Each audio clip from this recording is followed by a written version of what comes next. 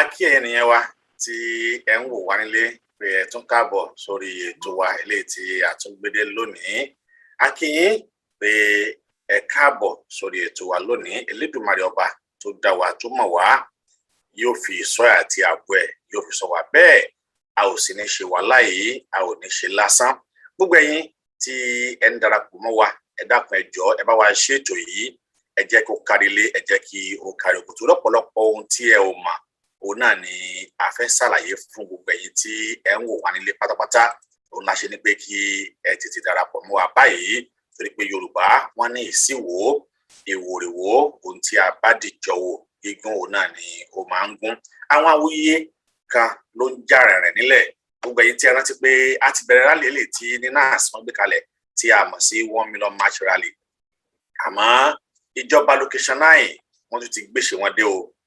Wọ́n ti gbéṣẹ́ wọn dé láti fi èrú tún gba ìbùkún láti dá àwọn wàhálà ilé tá ti ń ṣe láti dáná. Ṣùgbọ́n Yorùbá wọ́n ní àgbàrá òjò kò ní òun onílé wó, wọ́n ní onílé òun náà ni kò ní gbà fún. Ìjọba orílẹ̀ Nàìjíríà wọn náà ò ṣetán láti kó gbogbo wa lẹ́rù, wọn náà ò ṣetán láti dì wá mẹ́rù. Ṣùgbọ́n àwọn ọmọ Oòduà òun náà ni a ò ní gbà. Ìdí nìyí tí a tún ṣe rí àwa ẹgbẹ́ sọ̀rọ̀sọ̀rọ̀ tí a jẹ́ ti ilẹ̀ Oòduà, a tún ṣe rí wa ti gbogbo wa tí a tún bọ́ta lónìí lábẹ́ alága wa ti ṣe Ọ̀túnba. Àwọn ni wọ́n fún mi ní àǹfààní pé kí n anchor program tòní, kí Ọlọ́run Elédùmarè kó dákun kó má jẹ́ kí a ṣe wà lọ́hùn lásán. Láì ní dènà pẹnu a lọ síbi tí ọ̀rọ̀ wà kan tó pé Yorùbá wọn ní tá a bá débi iṣẹ́ ṣíṣe náà ni a ṣe. Máa fẹ́ pé bàbá mi àròpọ̀ ire, àwọn ni màá kọ́kọ́ pè sí orí ètò lónìí torí pé ohun tó wà nílẹ̀ yìí ẹ̀rí pé ìyẹn nípa sọ pé the rally must go on. Tí àwọn ìjọba orílẹ̀ Nàìjíríà tí wọ́n tún gbé dé ìlú Amẹ́ríkà yìí ó tún fẹ́ nágbára díẹ̀ kọ́lọ́dàkùn kí ó ṣàánú wa ni. Ìdí nìyí tá a ṣe bọ́ tá a ṣe ní ká ta èèyàn wa, ká ta inú lólobó, ẹ dìde ẹ má sùn, ẹ má sùn. Ohun tí a ń jà fún yìí kì í ṣe fún ìran tiwa nìkan, fún ìran gbogbo wa ni. Ọlọ́run yóò sàn wá lọ́wọ́. Bàbá mi àròpọ̀ ire, màá fẹ́ kí ẹ bá mi ṣàlàyé fún àwọn ènìyàn wa tí wọ́n ń wò wá nípa rally eléyìí tí a ó bẹ̀rẹ̀ àtàbílẹ̀ tí a ti bẹ̀rẹ̀ báyìí. Ẹ ṣeun bàbá mi. Mo kí gbogbo ilé o, mo kí gbogbo ẹ̀yin ọmọ Yorùbá káàkiri gbogbo àgbáńlá ayé níbi tí ẹ wà, ní gúúsù ayé ni, ní ìlà rẹ̀, ní ìwọ̀ rẹ̀.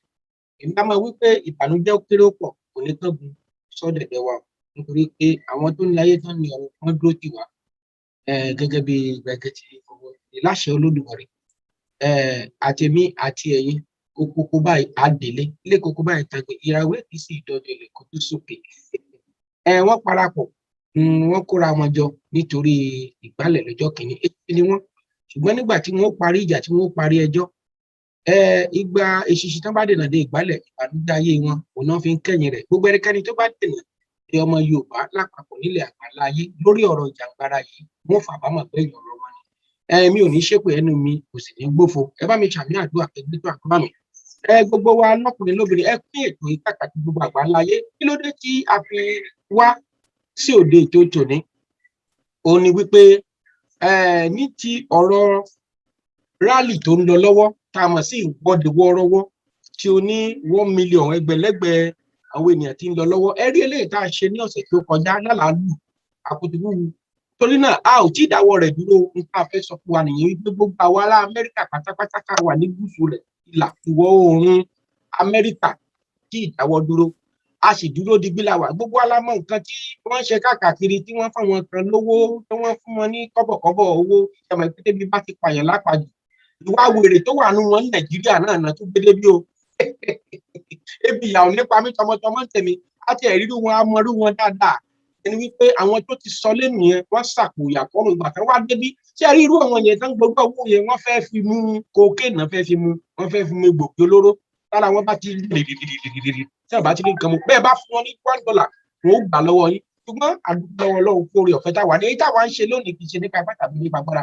àánú làwa rí gbà nítorí náà nǹkan ó kù nìbọn ró àti ìdúró àṣẹ̀ṣẹ̀ bẹ̀rẹ̀ ni iṣẹ́ méjì ṣẹ̀ṣẹ̀ kọ́ kiri nítorí náà gbogbo ibikíbi tá a bá wà pátá láti ọ̀la ibikíbi tẹ́ bá ti wà ní agbègbè New York pátá sọ fún wọn wípé àwa ti sọ fún wọn wípé àwa ò bá ìran kan jà a ò sọ pé Fúlàní a ò sọ pé Áfíríkà a ò sọ ẹni kẹta ìtawà ń fẹ́ ni wípé a fẹ́ referendum yìí tá a sọ pé ẹ wá kà wá ká mọ bí tá à ń lọ yóò bá lòun ṣe mọ́ a ò ṣẹ́rú mọ́ ìtawà ń sọ nìyẹn òkàn wa ọba àbẹ́ra wọn lórí ọba àpara wọn àwa mọ Yorùbá afẹ́ kúrò nílẹ̀ Nàìjíríà ìtawà ń sọ fún àjọ àgbáyé nìyẹn jẹ́ ẹ̀dẹ̀ mọ̀ wípé wọ́n ti lọ kóra wọn jọ wọ́n ti gbé owó tí ẹ̀yin san ẹ̀gbọ́n kan tí Gàjàbíàmílà wí ẹni tí ò bá rorí ẹ̀ dáadáa ló máa gbọ́ kan tí Gàjàbíàmílà wí tó pe àwa self determinationist tó pè wá ní àwọn òfin wọn wé swap àti àmọ́ tó lọ kó ọ̀rọ̀ ẹ̀jẹ̀ òbọ̀ tọrọ tó kójọ yẹn ẹ jẹ́ ká lọ sọ fún wọn ní United Nations pé kó tó di pé Buhari fún ara rẹ̀ wá ta ló instigate first kí bá ti pè ìjọba àwarawa first democracy tó wà Nàìjíríà ṣé bí Buhari fún ara rẹ̀ ló dojú ìjọba àwarawa bolẹ̀ lákọ̀ọ́kọ́ Nàìjíríà nítorí náà nǹkan ilé ìta tó wá ṣe yìí ẹ jẹ́ ká lọ sọ fún Buhari wípé nta nílò ni wípé kókó là kúrò lẹ́kọ̀ọ́ ẹ̀kọ́ ọ̀kọ́là ibi tá à ń lọ ibẹ̀ là ń lọ kò sí sáré tó lè dá wa dúró bàbá ńlá bàbá kú bàbá nìkan kò lè dá wa dúró àbá Fúlàní jà àbá Haúsá jà àbá ẹnikẹ́ni jà ohun táwa ń sọ ni wípé a ò ṣe mọ́ mọ́rẹ́jì àpapàǹdodo a ò ṣe mọ́ 100 years amalgamation ó ti díù a ò ṣe mọ́ ó tán nǹkan àfẹ́ nìyẹn nítorí náà báwo la ṣe lè sọ ilé kíkóra papọ̀ jíjáde síta ká jẹ́ ọmọ ẹni tí a jẹ́ gẹ́gẹ́ bí ọmọ akí òun là ń sọ ojú òní tiwa kò dẹ̀ ní tìǹà wa ẹ ṣé mo dúpẹ́ àdúgbò báyìí náà máa padà wá ẹ ṣé o bàbá mi. ṣé ni bàbá ẹ ṣé adúpẹ́ Ọlọ́run kò ní pa ohùn yín láṣẹ lẹ́dùnmáre ẹ̀yin ènìyàn wa ọ̀rọ̀ lẹ ti gbọ́ tó àbáwá ti sọ èyí nǹkan kan ẹgbọ́n sọ pé èèyàn wọn ará ilé ènìyàn sọ̀rọ̀ nǹkan kan nítorí pé ìjọba ta nílòdì lọ́wọ́lọ́wọ́ báyìí wọn ò kọ̀ láti fi tọrọ wọ́n lè fi 1 million wọ́n lè fi ṣe nǹkan aburú tó mọ̀ pé àwọn ó sì kó gbogbo wa sínú oko ẹrú irọ́ ni wọ́n dẹ̀ pa ìta bá ní ká mọ̀ ní ọ̀la la máa mú rálì tẹ̀síwájú o rálì ò dẹ̀ dúró afẹ́kẹ̀yìn ènìyàn wa kẹ́ẹ̀tún bá wa jáde nígbà tí wọ́n máa pè bàbá mi tí wọ́n máa pè bàbá mi Almaroof àwọn ni wọ́n bá wa sọ̀rọ̀ ṣùgbọ́n kí Almaroof kí wọ́n tó sọ̀rọ̀ màá fẹ́ kí ẹ̀yin ènìyàn kí ẹ bá wa gbọ́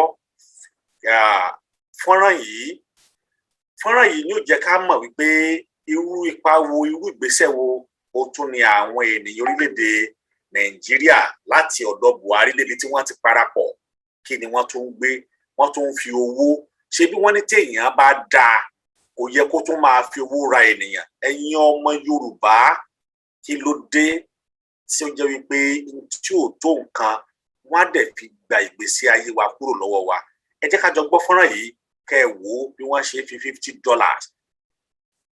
tí wọ́n ra ọjọ́ ọ̀la wa kúrò lọ́wọ́ wa. ẹ káàsán ẹ kú ilé ẹ kú àsìkò yìí ẹ jẹ́ ká fara balẹ̀. wọ́n invite mi gan nǹkan tó ṣẹlẹ̀ ni pé wọ́n ní $50 1 hour for 3 hours and ẹni yẹn ò mọ̀ pé àwa wọ̀nyí wọ́n bí wa rí ọmọlúwàbí ju àláwà so àwa wá pretend bẹ́ẹ̀ ni pé kò yé wa wọ́n á ní $50 ní wọ́n fún ní contract ni pípò ń ṣe ẹ̀tíngbà tó di àná kìíní yẹn wá dìjà àwọn ọmọ Nàìjà tán gbà láti bá ṣe ó wá dìjà láàrin wọn kí ló fi dìjà láàrin wọn àwọn búbù sọ pé kán gba ID card wọn kán take picture ẹ̀ wọn kò lọ sí Nigerian house ibi táwọn yẹn ti wá yarí nìyẹn pé àwọn ò lè pé ṣé wọn mọ̀ túmọ̀ ID card ní Amẹ́ríkà ni ó ti gbé ID card ẹ sílẹ̀ fún Nàìjíríà ayé ẹ ti bàjẹ́ nìyí so àwọn wọ̀nyẹn wá yarí ó dìjà rẹpẹtẹ títí dàárọ̀ ẹ̀ wọ́n ṣe fa wàhálà yẹn wọ́n wá ní pé kán lọ wá àwọn tó bá ṣàárẹ̀ àbáwọn tí ò ní ìwé tó kàn ní ìdí $150 yẹn for 3 hours yẹn pé kán lọ wá àwọn wọ́n kó wọn lọ síbẹ̀ so nǹkan tó ṣẹlẹ̀ nìyẹn wọ́n stage yẹn ni wọ́n pay wọn $50 an hour for 3 hours ẹ ṣe. So bàbá mi àlùmọ́rù. Mo ti wọlé padà o. Ọ̀rọ̀ lẹ ti gbọ́ tí arábìnrin tó sọ yìí. Àwọn tí wọ́n fún àìpẹ́ ṣòro pé gbọ́ tó yẹ mo fẹ́ kẹ́ bá mi sọ̀rọ̀ sí fún àwọn ènìyàn. Èmi ò gbọ́ o. Mo ṣe wọlé padà ni. Ẹ jẹ́ rán mi sí lára àwọn nínàsí yẹn. Ó ní mo lọ ń bá sọ̀rọ̀ láti join wa. Ẹ ṣe púpọ̀. Ṣé wọ́n ti wọlé báyìí? Wọ́n ì wọlé o, but mo ti send link yẹn sí. Ó dáa tí wọ́n bá ti wọlé àwọn tó máa wò wá. Okay, ṣá ti wà live báyìí. Bẹ́ẹ̀ ni sà, bẹ́ẹ̀ sà. Okay, ṣe fẹ́ kí mi sọ̀rọ̀ báyìí. Bẹ́ẹ̀ ni mo fẹ́ kí ẹ bá wa sọ̀rọ̀ lórí rally tó ń lọ lọ́wọ́lọ́wọ́ yìí and then mo fẹ́ kí ẹ tún bá mi sọ̀rọ̀ bóyá màá tún wá tún fọ́nrán yẹn play fún àwọn èèyàn ní ká tó tún play. Mo fẹ́ kí ẹ bá mi sọ̀rọ̀ lórí àwọn tí wọ́n fún ní $50 per an hour. Máa sọ yẹn náà ó máa kún ọ̀rọ̀ tí fẹ́ sọ yìí. Ó máa kún ọ̀rọ̀ tí fẹ́ sọ yìí. Mo kí gbogbo ẹ̀yin ọmọ kóòtù òjire tẹ́ wà lórí ètò yìí. Ẹ má bínú, èmi ò gbọ́ òyìnbó, Yorùbá ni mo gbọ́. So ẹni tó bá gbọ́ òyìnbó dáadáa ní wa ẹ lè máa bá mi translate ẹ̀ fún for better understanding in English. Ṣẹ́rí mega rally yìí tí à ń ṣe àti gbogbo nǹkan tí ọmọ kóòtù òjire ń ṣe ẹ jẹ́ ká gbé òṣùbà fún gbogbo àwọn ọmọ Nàìjíríà nítorí pé mo ti rí pé àwọn kan ti ń bu ẹnu àtẹ́lù wa wípé kí là ń ṣe gan-an kí ló dé tó fi rí bẹ́ẹ̀ wáyé tó fi rí bẹ́ẹ̀ Amẹ́ríkà ò rí bẹ́ẹ̀ yẹn alákọ̀ọ́kọ́ wọ́n máa ń fún wa ní date and time fún oníkálukú láti ṣe kò ń ṣe Nàìjíríà nìkan ló fẹ́ pín ìlú tó fẹ́ pín ní orílẹ̀-èdè ayé ó pọ̀ so oníkálukú ní déètì ẹ̀ mo fẹ́ káwọn èèyàn kọ́kọ́ understand yẹn torí wọ́n bu ẹnu àtẹ́lù wa pé kí n bó la wà irọ́ tà síbẹ̀ èèyàn kan ló kú bẹ́ẹ̀ irọ́ kò rí bẹ́ẹ̀ àmọ́ báyìí gbogbo àwọn ọmọ Nàìjíríà gbogbo èèyàn ọmọ kóòtù òjire tẹ́ wà káàkiri New York, Delaware, Philadelphia, Washington, Maryland, Virginia, Baltimore ẹ jọ̀ọ́ mo fi alájọbí àti ohun èdè abínibí tá à ń sọ tá a jẹ́ ọmọ kóòtù òjire tá a jẹ́ ọmọ Yorùbá mo fi bẹ̀ wá on the 24 ẹnì ṣó ń bẹ̀ láti ìsín lọ oníkálukú wa ká pé padà sí ìlú New York torí ìjọ yẹn gangan ni lálà máa wù ní ìsín bí ṣe ń bá yín sọ̀rọ̀ kí tó padà wá sórí ibi gbogbo àwọn tẹ́ ń rí yẹn mi ì fẹ́ lo èdè yẹn bọ̀ máa lò ó akátá ni wọ́n àti funfun they call them African America wọ́n lọ fún wọn ní owó $50 per hour for 3 hours 150 for 3 days owó tán fún wọn nìyẹn owó tí wọn ò lè fún àwọn citizen wọn ní Nàìjíríà ẹ jẹ́ kí n kọ́kọ́rọ́ break ẹ̀ fún yín $100 yẹn ní Nàìjíríà of today is 50,000 ẹ jọ̀ọ́ wọ́n wá fún èèyàn kan ní $450 fún ìjọ mẹ́ta ẹ wá bá mi ṣí 50,000 times 4 that is 200 like 250,000 náà fún àwọn èèyàn fún ìjọ mẹ́ta ìyà dẹ̀ ń jẹ àwọn ọmọ wa ebi dà ń pa àwọn èèyàn wa dẹ̀ ń ṣe olóṣó but right now nǹkan tí wọ́n ṣe ní gbogbo àwọn dẹ̀ rí yòó ń ṣe ọmọ Nàìjíríà àti verify a dẹ̀ ti ní àwọn Interpol wa tó ti lọ́bẹ̀ wọ́n ti wádìí ògbó ẹ̀yin tẹ́ bá tún wá wo kíní tẹ́ ẹ wò dáadáa ẹ rí pé fídíò tó ń ṣe yẹn nígbà tó ń ṣe ìkànnù wọn fọ́ bojú àwọn tó jẹ́ ọmọ àlè kan tó wà nù wọn òun ló dúró tó ń takò àwọn èèyàn wa ẹ dẹ̀ rí one man tó wà bẹ́ẹ̀ máa yẹn ó really try fún wa gan torí máa yẹn ṣiṣẹ́ yẹn straight ẹjọ́ tó lọ lọ́hùn gbogbo èèyàn ọmọ Oòduà tẹ́ ẹ wà káàkiri àwọn state tí mo dárúkọ yìí kódà tẹ́ ẹ bá wà ní Georgia tí Ọlọ́run bá ràn yín ṣe ẹ lè wá ní 25 ọjọ́ Friday yẹn which is 24 Ọlọ́run ní jẹ́ kó bàjẹ́ fẹ́ni kọ̀ọ̀kan nínú wa o ẹjọ́ torí Ọlọ́run tí mo lérò pé a lè ṣe láti jẹ́ kí ìlú wa dúró déédéé nìyẹn mo dúró báyìí bàbá mi. ẹ ṣé gan ni sà ẹ ṣé àdúpẹ́ ẹ̀yin náà wò ọ̀nà kan tá a tún nílé léyìí bí tá a bá fẹ́ jà lógun tá a bá fẹ́ ṣe lógun ọ̀nà kan tá a tún nìní òun náà ni wípé ká tú yáyá ká tú jáde láti ṣe rálì ní UK láti fi lè bá àwọn òyìnbó aláwọ̀ funfun sọ̀rọ̀ kémi náà sọ bẹ́ẹ̀ wípé kí wọ́n ṣe referendum fún wa ká máa lọ pé ká máa lọ ẹ̀yin kan tún wà ó pé tọ̀ owó ló tún kù tẹ̀ ní àfikún brother mi ní àfikún ẹ má bínú ní àfikún ẹjọ́ tá a bá lọ síbẹ̀ gbogbo wa torí mo rí pé Buhari is a terrorist là ń pariwo that is not what we need please ẹ jẹ́ ká get nǹkan kan straight because mo ti rí pé ń sìn tó bá ní ká ṣe 1 3 4 5 la máa ń lọ 1 tá ti torí ẹ̀ wá yẹn a máa ń back it up Buhari is a terrorist kọ́ lọ́ní kẹ́ pariwo all we need is our nation we need referendum and without referendum we cannot get the nation. Ari Almaroof ẹnìkan ó ní ẹ bá mo fẹ́ okay màá padà ṣe bá mi kí arákùnrin yìí Adéọlá dẹ̀ ó ní I am the one mo fẹ́ ka mẹ́sẹ̀gì ẹnìyẹn ni okay Ọlágbájú Olúfẹ́mi ó ní Ààrẹ Almaroof I am the one that tackle the head protester ẹ ṣé gan ni ẹkùnrin yìí ẹ ṣé brother wa yes mo rí wọn lórí kíni ẹ ṣé gan but now ẹ jọ̀ọ́ gbogbo wa tá a bá ti lọ referendum yẹn náà ní ká tẹnu mọ́ according to the society gbogbo ẹ ń pé Buhari is a terrorist òyìnbó ò nídìí yẹn nǹkan tẹ́ ẹ fẹ́ gangan nǹkan tá a fẹ́ ni kẹjẹ ká béèrè ẹ má jà béèrè nǹkan tá a fẹ́ accepted àmọ́ pé terrorist ni wọ́n gbogbo ọ̀nà ti mọ̀ yẹn but wọ́n ní ká tẹnu mọ́ referendum ká dẹ̀ gbé flag wa ẹjọ́ ẹ tú yáyá ẹ kò bá jẹ́ wákàtí kan ni DC Maryland Virginia Baltimore Philadelphia New York City jẹ́ gbogbo àwọn ìlú tó súnmọ́ àti Delaware gbogbo àwọn ìlú yẹn asúnmọ́ra wa ni New Jersey yes bẹ́ẹ̀ ni ẹ ṣé bàbá mi Ọlọ́run ni yóò bàjẹ́. Ẹ má bínú pé mo fẹ́ interject wọ́n pè mí láti Nigerian Embassy wọ́n mọ̀ pé nọ́mbà mi ni wọ́n pè wọ́n ní wọ́n ń wá àwọn tí wọ́n máa wá bá wọn ṣe protest ní New York so torí ẹ̀ mo ṣe message rẹ̀ pé mo fẹ́ sọ̀rọ̀ kí ẹ má lọ di pé ẹ lọ ń pe ẹlòmíì láti sọ̀rọ̀ so tẹ bá ti gbà mí láàyè máa wá sọ tèmi o nǹkan tí wọ́n bá mi sọ. èmi ti dúró báyìí. a pè é ẹ ṣe gan ni ó dáa nígbà tí ẹ ti dúró báyìí máa fẹ́ kí Oòduà káwọn náà gbà kó ba lè jọra wọn papọ̀ torí pé nǹkan méjì náà lẹ́yìn méjì jọ ń sọ mo fẹ́ kó ba lè gbà ẹ̀yin náà gbóyá ẹ ló sà. ṣé mi o. bẹ́ẹ̀ sà ó yá ó kàn yín. mi ò tiẹ̀ mẹ́ni tó ṣe ní Oòduà diaspora anyway ọmọọba Yọ̀túndé Adébáyọ̀ lórúkọ tèmi. àwọn aláàlú Oòduà diaspora. ilé-iṣẹ́ Oòduà Exodus Radio ní títí wa àwa máa ń fi orin tó relate mọ́ ọ̀rọ̀ ìpè a fẹ́ gba òmìnira a fi máa ń ṣe ìjàngbara tiwa látòrí rédíò nítorí pé a wà short of staff right now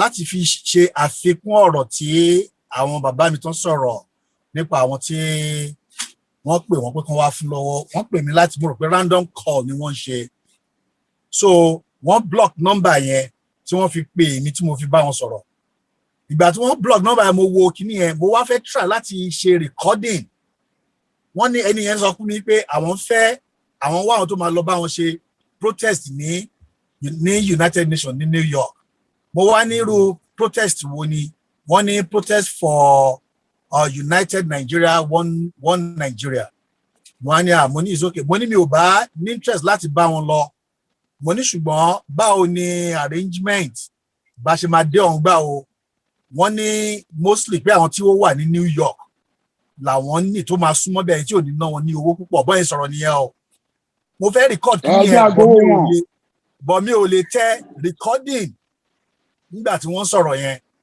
ẹni ẹ wá ní òkè pé wọ́n máa fún wọn ní $50 láti bá wọn ṣe rally. Wọ́n wá ní $50 pé ṣé fún how many days ni àbí fún how many hours. Wọ́n wá ní Buhari pé he's going to come in and he's going to be at the United Nations lẹ́ni pé àwọn fẹ́ kó jẹ́ pé wọ́n máa wá síbẹ̀ lẹ́ni àti ọ̀la. Wọ́n á ní okay, so ṣé $50 yẹn ṣe fún odidi ọjọ́ kan ní àbọ̀jọ́ méjì. Wọ́n wá ní $50 per hour. Títorí pé mi ò rí kí ní record ní ìbá jẹ́ backup fún ọ̀rọ̀ tí mò ń sọ right now. Random call ni wọ́n ṣe, but call yẹn ó wá sórí fóònù títí tèmi. Ṣé rí ẹni tó bá máa ṣe ète, wọ́n á ṣe ète wọn. Ṣùgbọ́n ẹ̀yin olóòótọ́, wọ́n ní bí rọ́bà lọ ní 20 ọdún, ọjọ́ kan lòtítọ́ máa bá. Ṣé ní gbogbo eléyìí tí wọ́n ṣe yẹn, ọwọ́ Ọlọ́run ni ọ̀rọ̀ yìí wà. Ọlọ́run ló máa bá wa gbé ẹrù yẹn. Inú Ọlọ́run fún rẹ̀ ò dùn. Ọlọ́run fún rẹ̀ ti pín ìlú yẹn. Ṣùgbọ́n àwọn tẹ́mi wá fẹ́ sọ fún àwa, àwọn kan ó ṣe wọ́n ní àbíwá ní ògiri sọ, kò sí àǹfààní fún wọn láti tẹ̀síwájú lọ sí rally. Èmi gan tí mo ń sọ̀rọ̀ yìí, ó yẹ kí n wà rally, ẹ wo ìmúra mi lẹ́ ń wò yìí. Ṣùgbọ́n èmi àti ìyàwó mi ò lè drive, ẹ̀rù máa ń bà á ní gbogbo ìgbà tá a bá fẹ́ ní long distance. So mo ń láti gbé lọ sí ibi iṣẹ́, bẹ̀lẹ́ ni máa gbé lọ ní alẹ́ yìí. Èní ni mo pinnu pé mo máa ní láti lọ sí New York. Ṣùgbọ́n lágbára Ọlọ́run mo gbọ́dọ̀ dé ibẹ̀ ní ọ̀la. Now, Almaroof, ẹ má sọ on the 24 nìkan fún àwọn èèyàn. Láti ìsìn lọ títí di on the 24 ni. Because àwọn èèyàn kan ti wà ń bẹ̀ ń sìn. Number wa reduce, ní enough members láti lọ máa join àwọn tó wà ń bẹ̀ yẹn. Àwọn tó gbé placard wá síbẹ̀ tó ń gbé One Nigeria, United Nigeria, kíní kan Nigerian, Eastern Nigeria killings. It's a planned something. Ìpè kò ṣẹlẹ̀. Àwọn churches, religious places are secured. These are all propagandas. Kí gbogbo àwọn èèyàn wa kójú wọn ṣí, kí etí wọn kí ó ṣí sílẹ̀. Ìnira ó pọ̀ fún àwọn tó wà Nàìjíríà. Àwa ni àwọn tó wà Nàìjíríà ń wò pé òkè tá bá ṣe rally, bó bá ṣe pọ̀ sí, á fún àwọn náà lọ́kàn balẹ̀. Ṣùgbọ́n ẹ̀rù ti ń bà wọ́n nígbà tí wọ́n ti gbé Chief Sunday Igboho, tí wọ́n rí pé everybody dákẹ́. Nísìnyí tí a dẹ̀ ti gba wọ́n ti fún wa ní ìdájọ́ wípé agitation fún Yorùbá nation, it is legal, it is legal. So ìyẹn ti fún wa ní ó ti fún àwọn èèyàn wa ní ilẹ̀ Oòduà ní ìgboyà láti wá jáde síta. Gbogbo àwọn area tí èmi fẹ́ ká jẹ́ ká máa fi bá àwọn èèyàn sọ̀rọ̀ nìyẹn. Láti ọ̀la lọ kí gbogbo akábẹ̀sì máa pèsè síbẹ̀. Kí momentum number àwọn èèyàn kó máa increase gradually títí wọ on the 24. Ẹ má pè on the 24 nìkan fún wọn. Láti ọ̀la lọ èní gan ó ti late ní aago 6 ló fẹ́ lù yìí. Wọ́n tún máa kásẹ̀ rally ńlẹ̀. But láti ọ̀la káwọn èèyàn àwọn tó wà ní New Jersey, àwọn tó wà New York, gbogbo yẹn bọ́ síta. Ẹ jẹ́ ká jáde, wọn ò lè mú yín ní Amẹ́ríkà. Tó bá dẹ̀ jẹ́ iṣẹ́ ni, bó jẹ́ wákàtí kan péré lè fi sílẹ̀, kẹsàrẹ́ ojú síbẹ̀, kẹ̀dẹ̀ padà lọ síbi iṣẹ́. Ẹ jọ̀ọ́, a bẹ̀ yín ni, for anybody lówó, bribe anybody, oníkálukú wa ló ń ná owó ara wa láti lè make sure pé rally yẹn ó ṣeé ṣe. Lágbára Ọlọ́run, bánà tí máa gbé lọ sí ibẹ̀ yẹn lórí ninas tí máa gbé lọ, ó máa tóbi pẹ̀lú ògo Ọlọ́run. Ó máa tóbi ju gbogbo bánà tó wà bẹ́ẹ̀ lọ. Ẹ jẹ́ ká gbìyànjú, bó jẹ́ wákàtí kan lẹ lè fi ráyè rúnra mọ́ èrò, kájọ pọ̀ rẹpẹtẹ gidi gan. Ẹ jọ̀ọ́, ẹ ká jáde láti ọ̀la lọ, ẹ ká bẹ̀rẹ̀ sí máa tún pèsè síbẹ̀. Announcement tí àwọn kan tí wọ́n make ni pé on the 14 and 15 ó wà lára àwọn tó cause confusion tí nọ́mbà àwọn èèyàn tó ń lọ sí rally yẹn tó fi reduce. Ṣùgbọ́n nísìnyí à ń fi àǹfààní láti fi ṣe more announcement fún wa.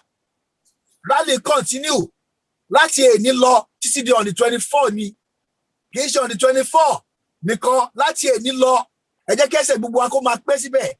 Ẹ̀yin tẹ́ bá wà ní New York, abẹ̀yìn Yorùbá tó wà New York, alẹ́ ní 100,000 ní New York.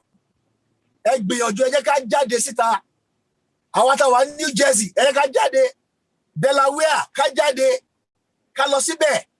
Maryland ká lọ síbẹ̀ àwọn táwọn wà Washington DC ká náà ká gbéra ká lọ bẹ̀ àwọn tó wà ní Connecticut Rhode Island 3 hours láti Rhode Island lọ sí New York láti Connecticut is about an hour or 1.5 hours ẹ gbìyànjú ẹ jẹ́ ká gbéra bó jẹ́ 1 hour péré lẹ lè dúró ẹ yọjú síbẹ̀ ẹ jẹ́ ká rí yín ó wù àwa náà wù mí mo fẹ́ lọ sí.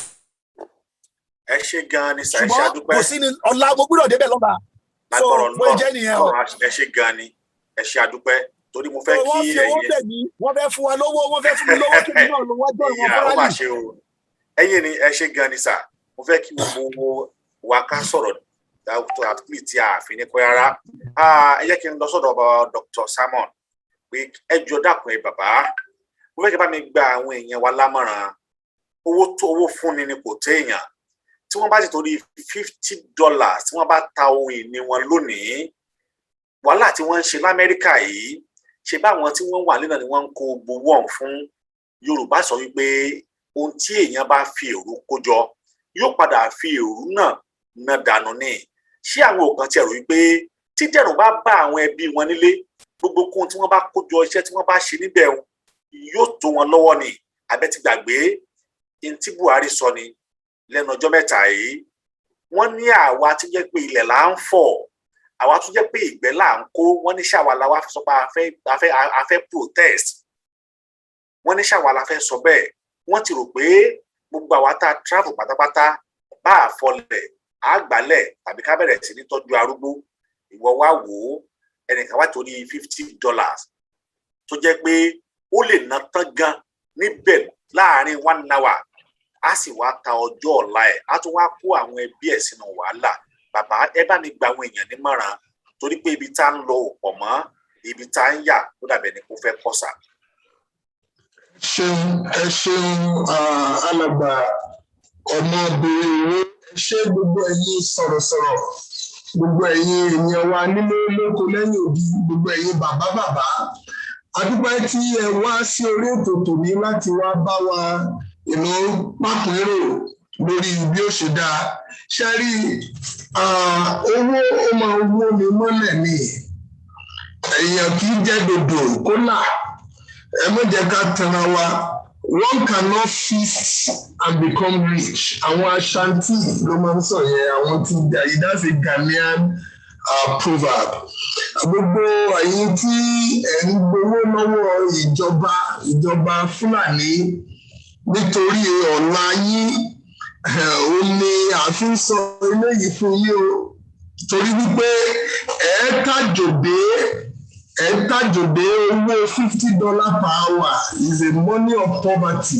It shows that wípé ẹ ronú ọ̀la kódà bí wọ́n bá fún yín ní $500 fún ìṣẹ́jú owó ọ̀ndà owó tí ẹ̀ nà tán ẹ wò sá ẹ wò máa à ń gba gbogbo àwọn ọmọ Oòduà àwọn ọmọ àti ẹni tí ìṣọmọ Oòduà ìbá ṣe Middle Delta ìbá ṣe Niger Delta ìbá ṣe Igbo ìbá ṣe Fúlàní ìbá ṣe Haúsá gbogbo ẹ̀yin tí wọ́n ń fún lówó láti dìtẹ̀ mọ́ òdodo gbogbo ẹ̀yin tí wọ́n ń fún lówó láti dìtẹ̀ mọ́ òótọ́ ọ̀rọ̀ ara yín òun lẹ̀ ń dìtẹ̀ mọ́ àrọ́mọdọ́mọ yín òun lẹ̀ ń dìtẹ̀ mọ́ èèyàn kan ò kì í dìtẹ̀ mọ́ òótọ́ wọn ò kì í dìtẹ̀ mọ́ òdodo ní máa lékè àwọn tó bí àwa wọ́n ní omi òun ní máa pa oró iná wọ́n ní òjò kàtà ìmọ̀ rẹ́yìn ọ̀gbẹ́lẹ̀ ni òótọ́ ní máa rẹ́yìn òní òdodo òtítọ́ ọ̀rọ̀ ní máa rẹ́yìn irọ́ gbogbo irọ́ èyí tẹ́ pa nígboro ayé níwájú United Nations gbogbo ẹ̀ olóòrùn kedere sí àwọn èèyàn ẹni tí ó bá gbé èèbù tó gbé 100 èèbù tó lóun gbígba ìgbà tó bá jẹ 100 ẹ̀ tán ó ń padà bọ̀ wá jẹ gbá ó ń padà bọ̀ wá jẹ 100 rọ́ ìgbà tó bá jẹ tòótọ́ tán yóò padà jẹ 100 rọ́ gbogbo èyí tí ẹ̀ ń gbé èèbù rọ́ nígboro ayé ègún olè ń wà sórí ara yín nítorí pé owó ègún lè ń gbà, owó ọ̀rọ̀ olè ń ná, ayé ẹ̀rọ olè ń gbé. Ẹni tó bá sì gbé ayé ẹ̀rọ nígboro yóò padà gbé ayé ẹ̀rọ ní kọ̀rọ̀. Ẹni tó bá gbé ayé ẹ̀rọ ní kọ̀rọ̀ yóò gbé ayé ẹ̀rọ ní gbangba. Àwọn ń pè yín níjà ọmọ ẹgbẹ́ mídíà, Yorùbá world media. À ń pè yín níjà, we are challenging all and sundry, regardless of your nationality or ethnic identity. If you are a Nigerian or you are a Ghanaian or you are partnering with evil to conspire against truth, to sabotage the process of Nigerian revolution, you are conniving with evil. You are supporting the maladministration of Muhammadu Buhari against the justice, against the peace of the great majority of Nigerians. Present-day Nigerians will know it. And you are sabotaging truth. We challenge you in the name of truth. We challenge you in the name of the Lord. We challenge you in the name of prosperity. We challenge you for the sake of the crying blood. The blood that are crying for vengeance, because the blood of those who are killed are upon you. Those of you that are collecting money to speak lies, the blood of every Nigerian, the blood of the innocent are upon you. You will pay for it. You will pay for the blood that are crying for vengeance against the maladministration of President Muhammadu Buhari, against the nepotic leadership, against the misrule of these miscreants called politicians. We challenge you to repent. Judas, only on the 10th, your ancestor Judas, he fell headlong and committed suicide at last because blood money cannot but claim its dividends. We fẹ́ challenge you, go and repent. Don't sell us for 30 pence. If you cannot go and return your money to them, don't sell us for 30 pence. We are not for sale. Nigeria is not for sale. Yoruba nation is not for sale. The blood of the innocent, they refuse to take that money. Whatever you have done in United Nations environment, in Manhattan, in New York, whatever you have done is against the peace, the progress, the prosperity of the people called Yoruba, of the people clamoring for freedom, of the people dying and dead, of the people that will die, of the blood that are flowing, the blood of the innocent flowing on the soil of Nigeria. You are guilty, you are culprit, you are culpable, you are condemnable, and we put it over you. Ẹ̀yin ẹlẹgbẹ́ mi, mo fẹ́ sinmi báyìí ṣùgbọ́n mi ò ní lọ láì sọ wípé àìfárí kò sọ̀bọ́n tún lo àìjẹun olè wọ ẹ̀. Àìfárí kò sọ̀bọ́n tún lo àìjẹun olè wọ ẹ̀. Ẹ ṣeun, mo dúpẹ́. Ẹ ṣe gan-an ni, mo rí pé bí ẹ wò ó bí àwọn ènìyàn wo bínú ṣe ń bí ọ̀pọ̀lọpọ̀ àwọn ènìyàn tí àwọn ènìyàn ti ń ṣe wàhálà sí. Tí wọ́n á kó ẹ̀yìn akátá kan jọ tí wọ́n á ní pé kí ẹ gba owó $50 for 1 hour. Kí ló dé? Ẹnì kan tẹ̀ sọ ó ní kí á lọ fi ẹjọ́ wọn sùn immigration, ó ní immigration police, ó ní wọ́n lè control wọn. Bàbá àròpọ̀ ire ṣé ẹ ń gbọ́ mi sà? Mo fẹ́ padà sọ́dọ̀ yín lẹ́ẹ̀kan sí ká ṣe ní ṣókíṣókí. Lérí rally yìí, mo fẹ́ kẹ́ bá mi gba àwọn ọmọ Oòduà nímọ̀ràn. Ká má ti torí tí wọ́n fẹ́ jẹ lónìí, ká má bà tí wọ́n fẹ́ jẹjẹ. Ẹ dákun ẹ bá mi gbà wọ́n nímọ̀ràn kí wọ́n tú yáyá jáde, kí wọ́n jẹ́ ká jọ ṣe rí pé àjòjọwọ́ kò gbẹ́rù dórí. Ẹ ṣeun, mo dúpẹ́ bàbá mi, mo borí ẹni rí ń gbé sọnù bí òṣèlú ọmọ. Ẹ jẹ́ kí n kọ́kọ́ ṣe báyìí. Ṣé rí, ó bẹ̀rẹ̀ láti ibi tí àwa tí a ti darapọ̀ tá à ń wo ètò yìí lọ́wọ́lọ́wọ́. Irú èmi báyìí nísìnyí, ibi tí mo wà mi ò ní choice dàbí pé kí n dá gbogbo client dúró kí n wá ṣe ilé fún ìran tó ń bọ̀. Ara sacrifice náà nìyẹn. Nítorí náà nǹkan èyí tí màá sọ fún gbogbo èèyàn tó ń wò wá lọ́wọ́lọ́wọ́ báyìí ni wípé nǹkan tí mo fẹ́ kẹ́ ẹ ṣe ni wípé ní gbogbo platform tẹ́ tí ń wò wá tẹ́ ń gbọ́ mi lọ́wọ́lọ́wọ́ báyìí, ẹrù burúkú tí wọ́n ń gbé káàyàn mọ́lé wọn ò ní gbé káyín mọ́lé.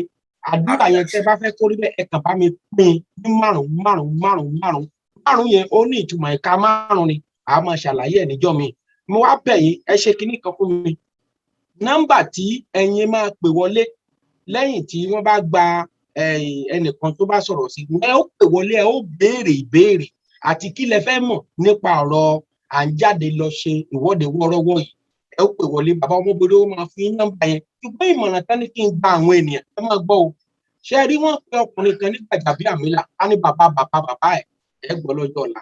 Wọ́n pe ọkùnrin kan ní Fani Káyọ̀dé bàbá ẹ̀ àti bàbá tiẹ̀ kí ni wọ́n ṣe irú èèyàn wo ni wọ́n jẹ́ ẹ̀dùn gbọ́ yẹn ṣùgbọ́n kì í ṣe ní bẹ́ẹ̀kẹ́kẹ́ èmi kò ní ìṣọjọ́ èpo bẹ́ẹ̀kẹ́kẹ́. Now ìdí wàá fẹ́ sọ fún mi ni pé ẹni bá ta arákùnrin rẹ̀ tó lọ tà á ní ẹrú fún èèyàn kan, àwọn tó tà á fún yẹn láéláé wọn àtún nígbàgbọ́ nú ẹ̀. When you sell your brother, the buyer will never trust you no matter what. And òun ló fà á nígbà tí àwọn baba ńlá wa ti ta àwọn èèyàn wa síbí. Tẹ bá rí àwọn ẹ̀ka sọ wípé wọ́n lọ gbowó ìtẹ̀pẹ̀ àkàkà nìkan yìí.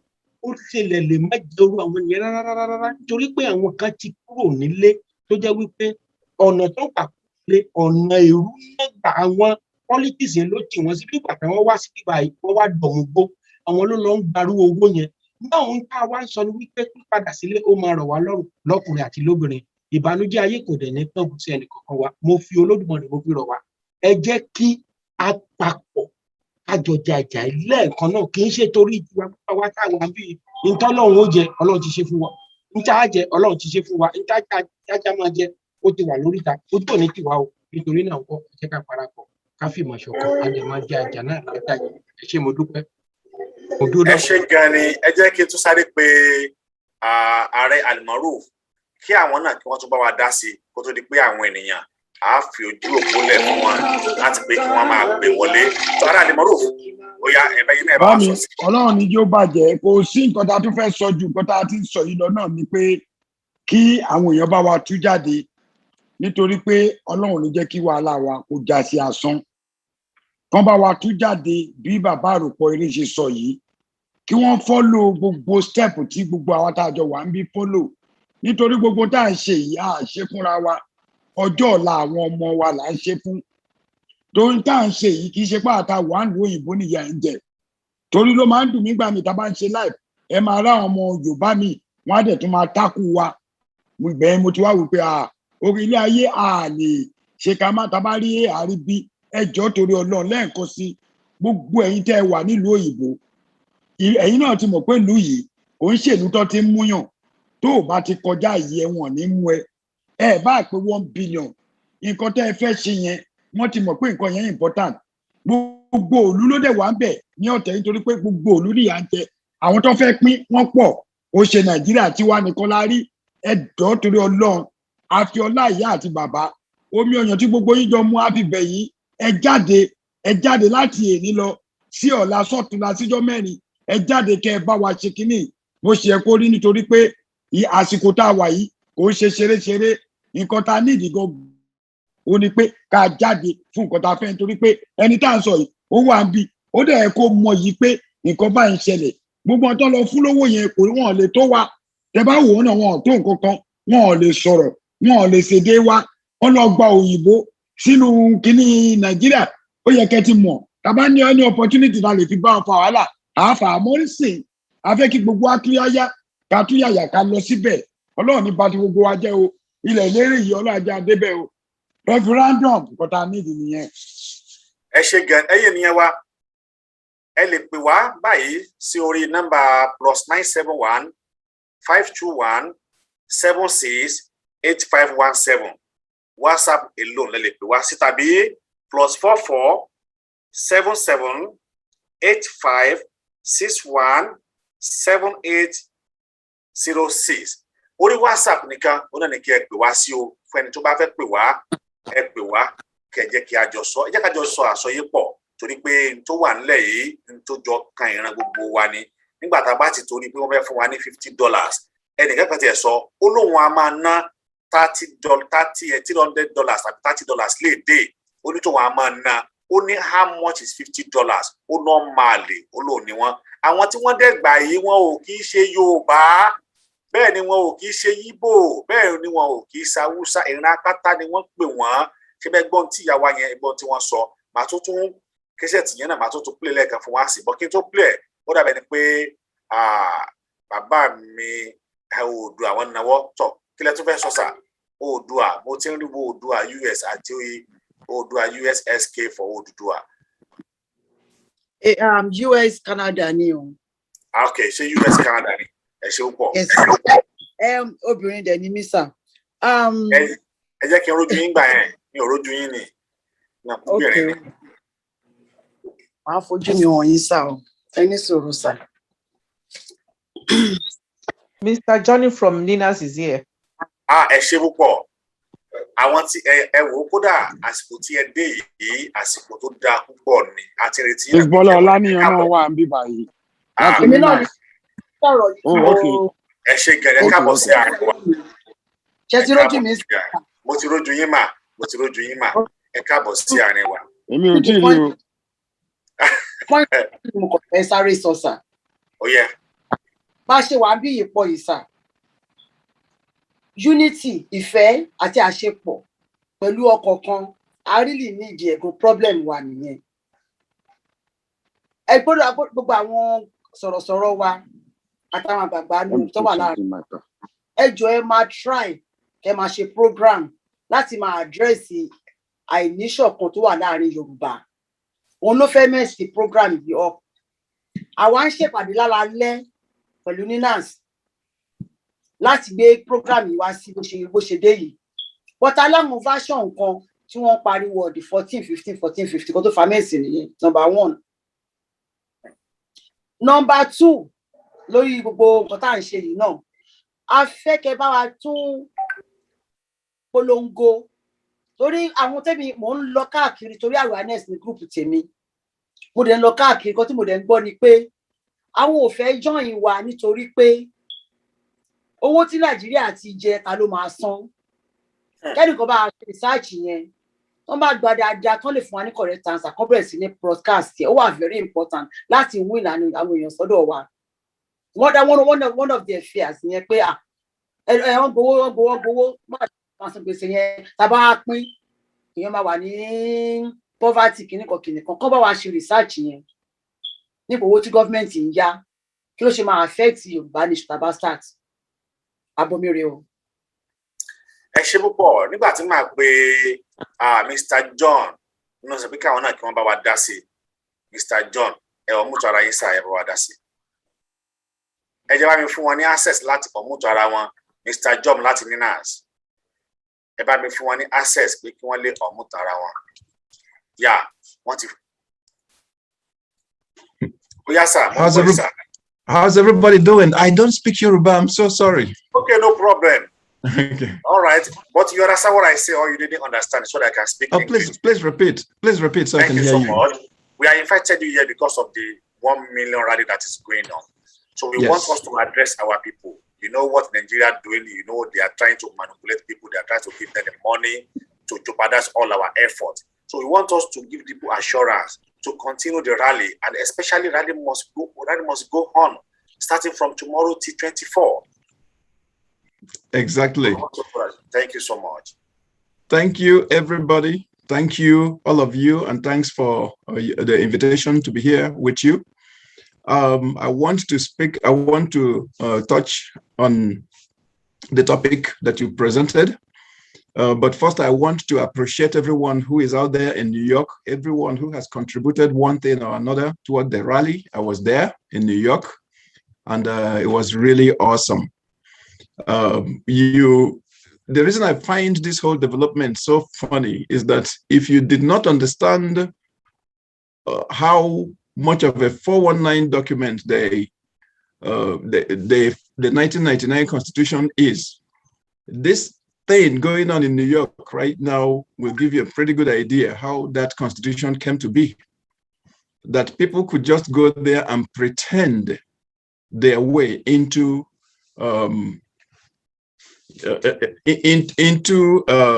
what would I call it? A reality that is not there. I got a call this morning. I got a text message this morning from a lady I met in New York, and she was very concerned. She said, "This is what they are doing." And I was like, don't lose sleep over it. We, of course, when you look at it, it looks like it can affect what we did. It looks like they're actually doing it to say, well, this group did this, and then this other group disagree with them. In other words, to sort of balance out or counsel what we did. But if you were there, you knew that people flew in from Utah, Texas, North Carolina, Washington, D.C., all over the United States. There were people who came there from outside of the country to participate. It was not cheap. You can imagine somebody leaving his job, leaving his business, and traveling to New York, coming there, spending money, staying in hotels just to be there. That is value. And then these other people, the Nigerian government show up with fake Nigerians, just like the fake 1999 constitution. They are now using $50 an hour that I heard, I don't know if that's right or wrong, to purchase individuals to come there and pretend to be Nigerians to match. I don't know if you're coming at it from where I am. I find it so funny, but at the same time, really concerning, because that is how we got the constitution that says that we decided that we made a constitution that we did not make, that we that put our signatures on a document that says that we signed over our assets to people from Sokoto and Maiduguri. So I think we have, hello sir, please, I think we yes. have caller, because let me just pick the call, maybe. Okay, hello, thank you. Caller. Hello. Hello. Ẹ̀kálẹ́ sà o. Ẹ̀kálẹ́ sà ní bulletin pé o. Mo fẹ́ dá sí àti Greece mo ti ń pè o. Láti Greece lẹ ti ń pè ṣe púpọ̀, kí lorúkọ yín o? Káyọ̀dé ẹ ṣe púpọ̀. Àjàó Adékọ́lá. Ẹ ṣe púpọ̀, ẹ bá wa dá sí tò. Káyọ̀dé Àjàó Adékọ́lá. A ti ń gbọ́ yín sà. Káyọ̀dé Adékọ́lá. A ti ń gbọ́ yín sà, mo ní ẹ bá wa dá sí tò sà. A ti ń gbọ́ yín sà, ẹ bá wa dá sí tò sà. Ok, Ọlọ́run á máa wà pẹ̀lú gbogbo yín bẹ̀ yẹn o. Àmín. Kí káwọn èèyàn jáde pẹ́ sí sọ náà ni ó ti ta púpọ̀ jù. Olúwa Ọlọ́run àlàyé á wà pẹ̀lú gbogbo wa, á wà pẹ̀lú gbogbo yín ní ìgbẹ̀yìn àwọn tó jáde sí New York fún ti rally náà. Ọlọ́run á wà pẹ̀lú wọn, kíní kan ò ní ṣe wọ́n o. Àwọn tí wọ́n pariwo wọn Nàìjíríà yẹn gẹ́gẹ́ bẹ́ẹ̀ ṣe sọ, wọ́n yìí ṣe ọmọ Nàìjíríà ló tún yìí ṣe Yorùbá rẹ̀ dẹ̀ sí yípo. So mo rò pé wọ́n pẹ́rẹ́ǹtì wọn náà àdúrà náà máa ṣe, Ọlọ́run á jà fún wa Yorùbá nation. Á dúró gbogbo wọn má ti wọ́n ṣe tó Ọlọ́run bẹ́ẹ̀ tó jẹ́ pé máa gba Yorùbá fún wa. Yorùbá nation yìí là ń fẹ́. Ọlọ́run á lè ṣe fún wa o. Àmín. Ẹ jẹ́ ká má mi kàn torí pé Ọlọ́run bẹ pẹ̀lú wa, Ọlọ́run bẹ pẹ̀lú àwọn olódodo. So gbogbo àwọn ọ̀dàlẹ̀ tá à ń rí bákan ẹ má jẹ́ ká mi kàn lórí wọn. Sájà ká gbọ́ ti Ọlọ́run ká sì máa gbàdúrà náà ni Ọlọ́run á ṣẹ́gun fún wa. Àmín àmín. Yorùbá nation yìí máa dúró. Àmín, ẹ ṣé gan ni sà. Lágbára Jésù Olúwa á gbọ́ wa o. Àmín àmín, ẹ ṣé gan ni sà. Our scholar said we should not worry, we should continue our rally, and he extends his greeting to you, to Ninas, to all Yoruba, and to everybody that are really stand for this struggle. So please, can you continue, sir? Yes, it's just for everybody to continue what you are doing. Get out there and make your voice heard in New York. Don't worry about this. Nothing is new. We actually expected that. We expected they would do this because it's according to the character that put a constitution on the table that created a constitution and said that we made it, which we did not make. That has just conned us out of our sovereignty. which we're trying to regain now. So nothing is new. It should be expected. If they did not do what they're trying to do right now, I would have been surprised, because those are the kinds of characters we're dealing with. So it just gives us the more reason to resolve, to make sure that our sovereignty is regained, because we cannot proceed with this kind of characters leading our nation. So we continue with our march. Referendum now. Let us decide how we plan to live. Okay, let me just ask you this question. As you said, we are expecting this, and in which everybody is expecting. We know that's their character. They have been doing it whenever they have any program outside of Nigeria. They are doing it. I think they did one in the Canada, so they did it like. But what do you expect, or what a kind of advice that you can give to people that they should stay away from this barbaric attitude? How much do they want to give them? They cannot give them $20 million. They cannot give them, the lesser they give them is $50 per hour. How many hours they want to spend there? It's just like they showed their pride, like what our brother did. I tell you, I've been in New York many times. If you put $10 up there, you can, in fact, $50, they went overboard, because $5 an hour could get you a whole lot of people in New York. You see all those homeless people in New York? And people out there begging you for $2 and $3, you know. If they really want to go big, they can get 100,000 of those people at that place. So it's it's ridiculous. It's not funny, but it makes you want to laugh. Sometimes you have to develop sufficient sense of humor to laugh these things off. It's a message war. That's what they are waging. But those people are not Nigerian. They are not Nigerians. Yes. Exactly. That's the point I'm getting to, because Nigerians would not buy into that. And what you can actually do is they are not Nigerians. And it's for us now to use all the media, every media available to us, to call it out. Because if you're doing your part right now, putting it on this platform, so the public knows what is going on. So when they hear that a bunch of people went to counter our demonstration, our rally in New York, they will know exactly the answer to give them. So Nigerian Indigenous Nationalities Alliance for Self-Determination, NINAS, the Middle Belt and the South of Nigeria coming together in New York, it's been in the news. The narrative is already there. People already know what happened. So if they are going to say that this group of Nigerians came and did XYZ, it's a message war. Then we'll fight that war back. You know, message war. I'm talking message war. I'm not talking about stones and sticks and stones. We just have to come back at them and establish what the truth is. All we have going for us in this fight is the truth. That's all we really have.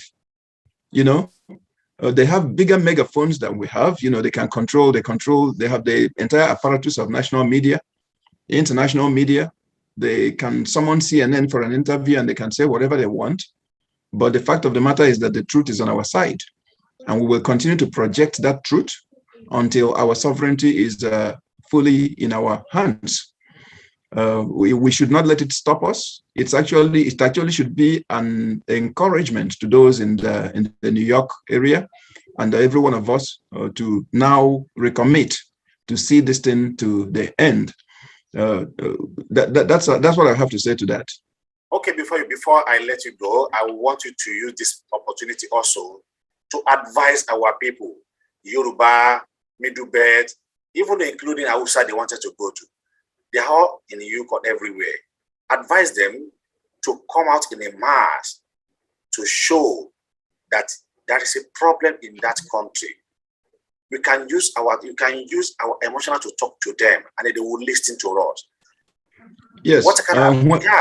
Please talk to them. Advise them to come out. Tomorrow is still there. Next tomorrow is still there. 23, 24 is still there. We still want people to come out. Yes, it is also very important for us to, because some of these people that they are going to pay are going to be known individuals. Make a video.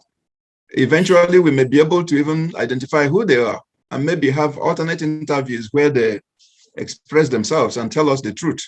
of how they got involved.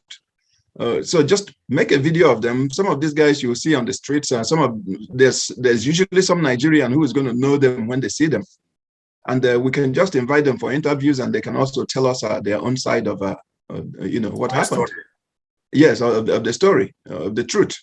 So if you know a guy that you recognize in that crowd, just let's give him a call later. Let's call him. Let's bring him to this medium and interview them.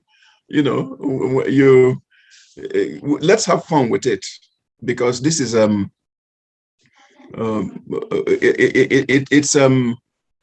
let everyone come out there and make their voice heard. The trip to New York is will cost it cost me definitely a whole lot more than. That number is not correct. It's 0521 plus 971 521 76 8517, not 86 76 8517. Mr. Adeniyi Balogun 76 8517, not 86 plus 971 521 76 8517. Please continue, sir. Yes. So let this be a motivation to everyone in the New York area, in the East Coast. Those who want to travel from any part of the country to go, if you have not already been to New York and back, make that trip, catch a flight, get out there, and make your voice heard, make your presence felt. This is your fight for independence. This is what it is. The one that our fathers won was lost, and we are fighting again to regain it. So no trip, no effort that you make right now is too much, considering what the good that can come out, that will come out of it.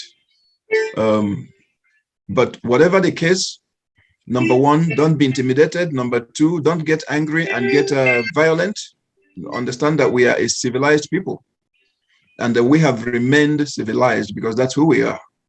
Don't go confronting them. Don't go fighting with them. Just allow them to have their foolery, to express their foolery. But if you have the videos, video them. Let's engage them later after the Nigerian government check $50 runs out, and talk to them also, and bring the truth to light. So just thank you so much. Thank you. You have done a wonderful job. Thank you so much. God will always be our strength, no matter what they do. This is ridiculous. At least if it's a government, if you know that you are doing it true, you're a true government. At least you do what your people want. You don't need to buy people to support you. Exactly. Why you buy people? Exactly. Thank you very much. I think you understand what I said, that God will really help us. Thank you so much. Before people starting calling us, at least I've been seeing some but at least and God bless you too. I think you still have something to say, sir. I said, and God bless you too. God bless you too. Thank you, sir. Thank you, sir. Okay. But before we will receive a call from our outside, let me just call our father in the house, which is our chairman, 419. Thank you so much. They are 419 also too. Nigeria is 419. Who are saying Nigeria is 4? It is true. It is 419. It's 419. People are suffering. People know to eat 3 meals in a day is difficult, and then you come here and give people $150. $150 per hour. Why can't you use that money? And why can't you use that money in that country? But exactly. Oh my God, we are really in a mess. We are really in a mess. Ọ̀túnba, sir, mo rò pé ẹ máa ní àwọn ọ̀rọ̀ kan tí ẹ fẹ́ sọ. Torí mo rí pé ó dàbẹ̀ ni pé ọ̀rọ̀ yẹn ń gbé Ọ̀túnba náà nínú pé what is a mess? Kí ni tó ń ṣẹlẹ̀ yìí? Ẹ ṣé, mo dúpẹ́. Thank you very, very much. And I want to congratulate and salute our friend, brother Johnny Nosike. Well done. Thank you for the information shared with us. We appreciate you. I'm sorry, I have to speak here Yoruba. So please, you're good. That's fine. Yes. Well, ẹ̀yin èèyàn wa òun lẹ ti gbọ́ gbogbo àwọn sọ̀rọ̀sọ̀rọ̀ náà ti sọ̀rọ̀ yìí. wọ́n ti sọ̀rọ̀ yìí, wọ́n ti gbọ́rọ̀ sókè, wọ́n ti ṣàlàyé fún gbogbo yín ohun tó ń ṣẹlẹ̀. Ẹ jẹ́ á fojú inú wò ó. Kí ni ẹ tẹ̀ béèrè pé kí là ń jà fún gan? Kí là ń ṣe pa ìfẹ́ lọ sí ilẹ̀ tí a ti pé a dúró ní Nàìjíríà mọ́, Nàìjíríà kí pé kò gbà bẹ̀. A lè bá àwọn kan tí wọ́n jọ wá, a ti jọ wà papọ̀ for 100 years. A tún try another how many years thereafter?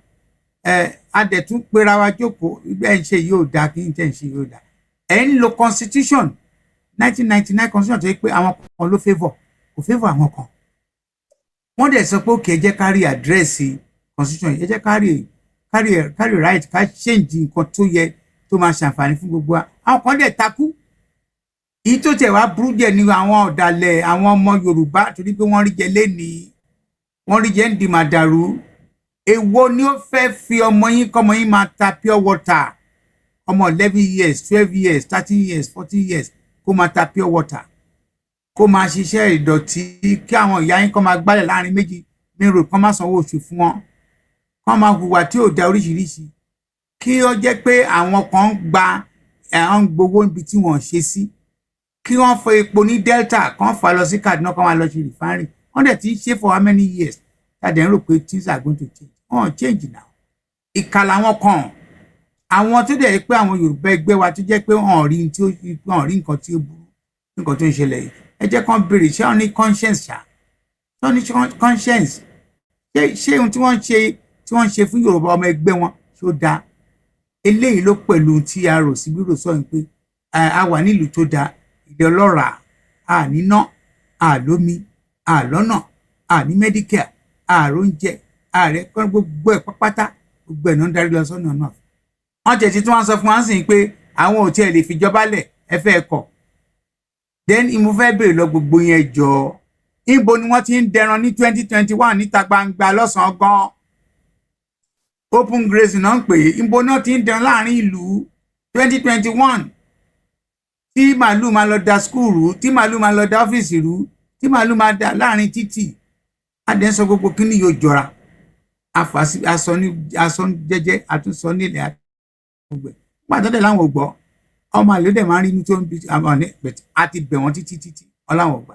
So la fi sọ pé ó tó gẹ́ o, ẹ jẹ́ ká di ẹ̀ ká tún ẹrù wa dì.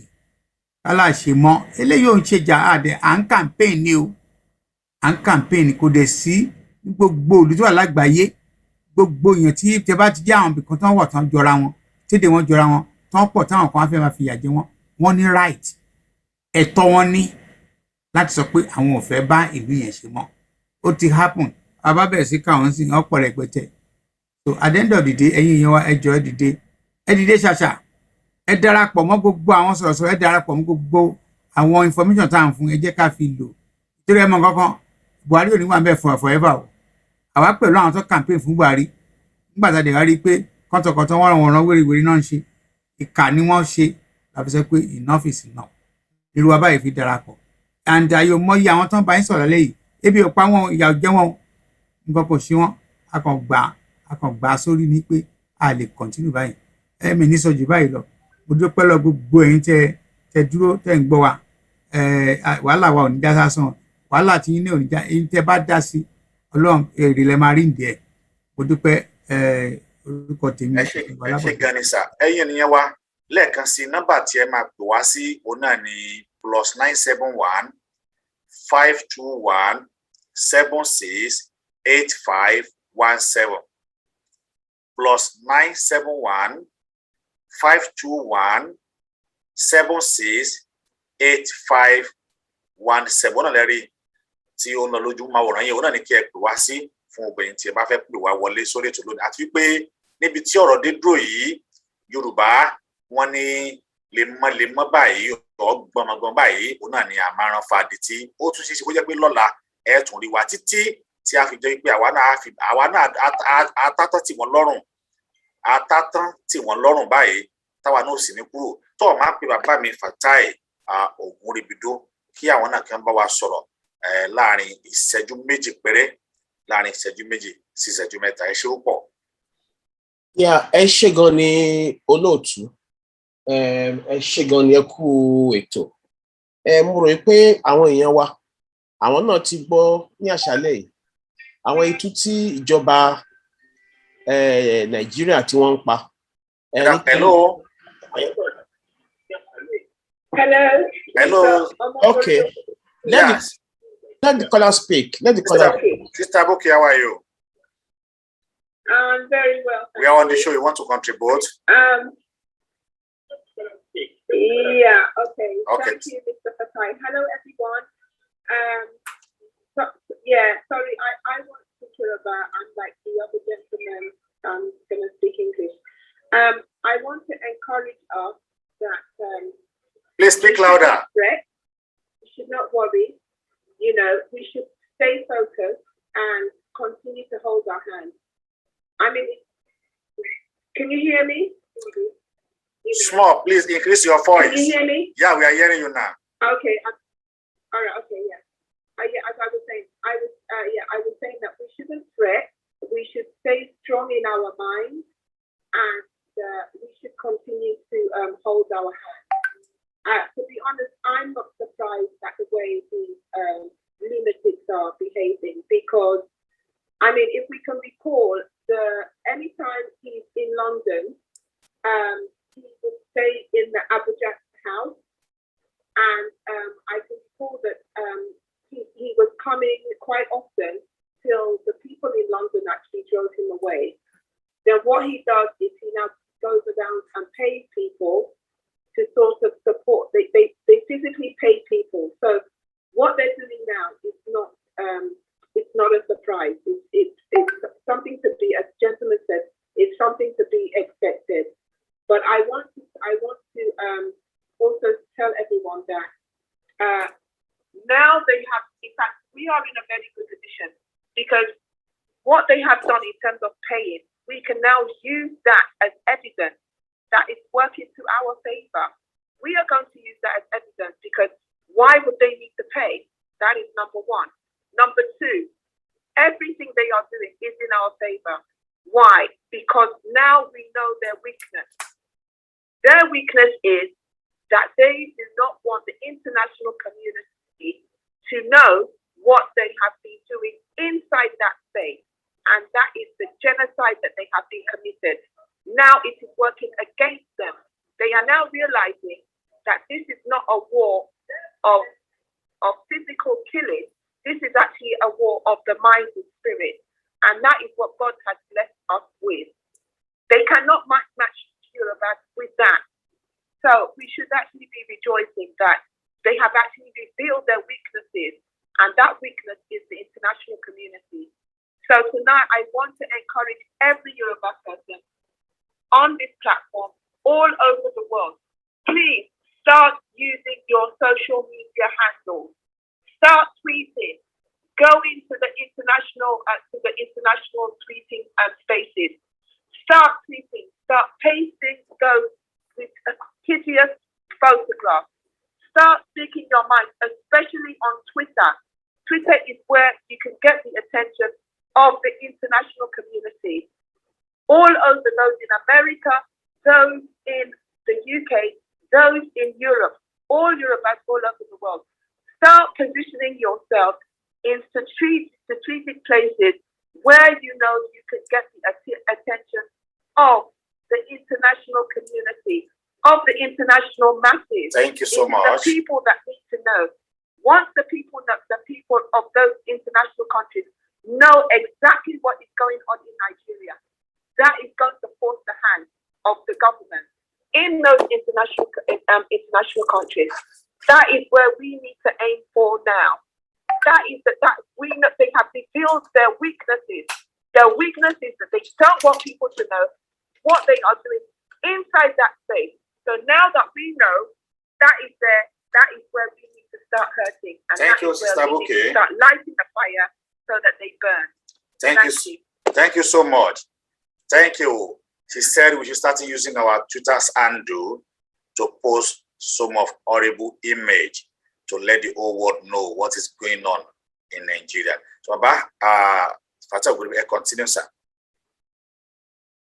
Ẹ ṣé gan ni ẹ̀yin olùgbọ́ wa. Gbogbo ẹ̀ làwa náà ti gbọ́. Ǹjẹ́ ìjọba tí ó ní credibility tó mọ̀ pé òun ṣe ẹ̀tọ́ fún àwọn ará ìlú ṣé irú ìgbésẹ̀ tí ìjọba Buhari gbé Nàìjíríà yìí jẹ́ wọ́n lè gbèrú ẹ̀ bí tó bá jẹ́ pé lóòótọ́ inú wọn mọ́ sí ìlú wọ́n dẹ̀ mọ̀ pé gbogbo ọ̀nà tí wọ́n ń tọ̀ ọ̀dọ̀ tó tọ́ fún wa ni ìjẹ́ wọ́n lè máa gbé ìgbésẹ̀ láti máa fún àwọn èèyàn ní rìbá nítorí pé wọ́n fẹ́ fi ẹ̀rú gba ìbùkún bí adẹ̀ ń bẹ̀ yín à ń ṣe àwọn àlàyé fún yín pé ẹ jẹ́ kí ojú wa kó là ẹ jẹ́ kí etí wa kó nà ẹ jẹ́ kí ọkàn wa kó là ká lè mọ àwọn odò tí à ń da ọ̀rá sí lọ́wọ́lọ́wọ́ wípé odò ikú là ń da ọ̀rá sí.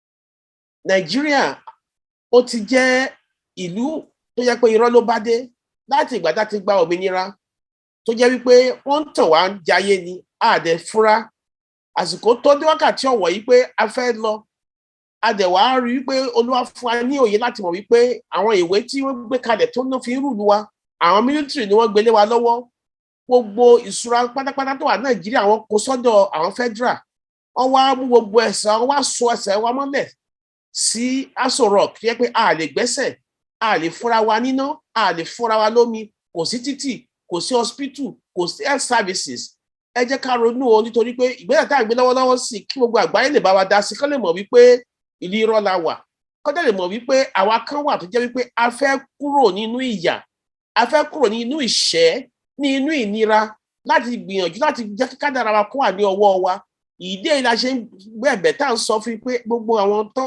àwa tí a kóra wa jọ láti middle belt láti south eastern Nigeria láti south western Nigeria láti south wípé constitution yìí ìwé irọ́ ló bá dé ni òun náà fi ń fi búrẹ́dì wa tó fi búrẹ́dì wa tó fi kó wa ní omi ọbẹ̀ lọ ẹ jẹ́ ká gbìyànjú káwọ́yàyà ká lọ jẹ́ kí gbogbo àgbáyé mọ̀ wípé ọwọ́lọ́wọ́ tá a wà ń sìn a fẹ́ lọ ni ìyà yìí ti tó gẹ́ a fẹ́ darapọ̀ mọ́ àwọn lórí irọ́ gọ́ọ̀mẹ̀ntì mọ́